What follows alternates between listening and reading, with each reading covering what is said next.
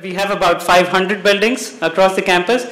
The only surviving building is the president's house. And we have the occupant of that building hanging out with us today. So today is a historic day. The years that I spent at Michigan were pretty much the two best years of my life. And therefore, passion for my school comes easily. Finding time and energy for the school comes easily. Really doing anything for the school comes very easily. To be a global leader today in higher education, universities need three distinct qualities: a diversity of people and ideas, a robust liberal arts curriculum, and a commitment to collaborations around the world. If you wanted a successful film, you need to understand what is motivating this country. The common man of this country is thinking that my life is going to change. I'm not going to stay where I am. And that's where the markets are, that's where the commercial is, because otherwise he's not going to watch your film, he doesn't feel inspired. And so as we think about the evolution of collaborative approaches, what we're going to see is this very interesting blend between how we do that virtually while still doing it physically, because the physical connection is critically important, and we won't see that going away. I was reading in the Michigan website, for example, that just earlier this year, a 3D printed esophagus saved the life of a newborn baby because they couldn't wait for the developed part to show up, and instead they just printed the device. By one of the leading Formula One car designers of the world, Gordon Murray.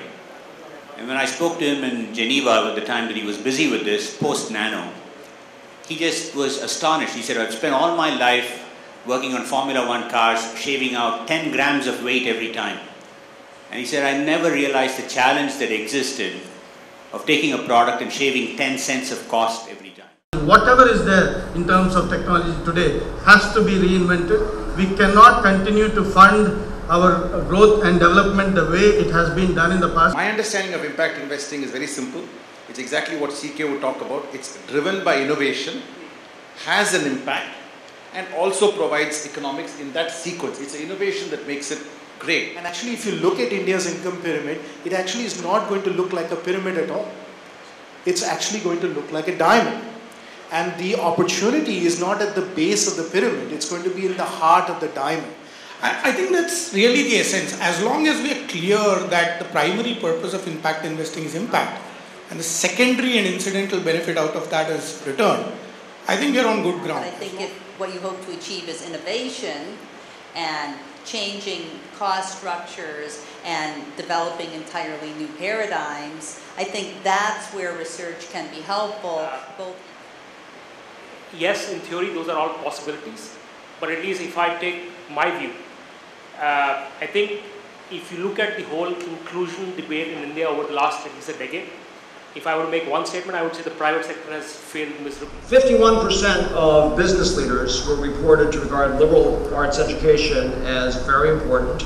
And perhaps a more telling statistic, 74% of these said unequivocally that they wanted this for their children. There is flexibility and choice associated with liberal arts education.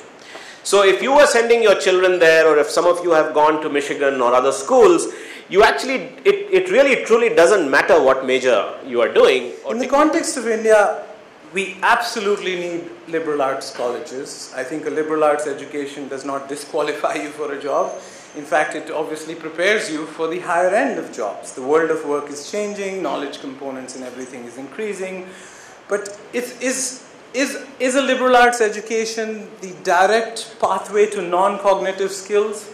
I think that may be sort of overselling it. If on that 16 December case last year, the media hadn't gone hammer and tongs against it, the people of Delhi hadn't gone to the street and not been shown there, right?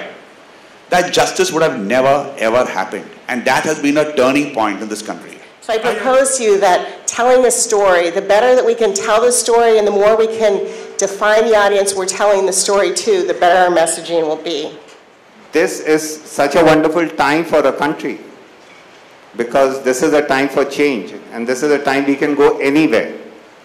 Yes, things might not be right, but that's the opportunity, and that's the most wonderful part of it. there are two primary choices in life. One is to accept things the way they are.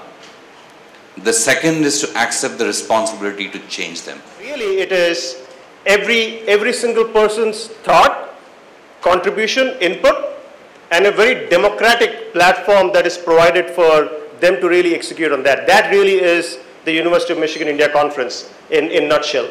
And as with any democracy, there are some things that don't go according to plan, which happens in every conference, which happens in this conference as well. But at the end of the day, the sum of all the parts is what really makes for a truly remarkable day and a performance. So I think a round of applause for all of us for this conference.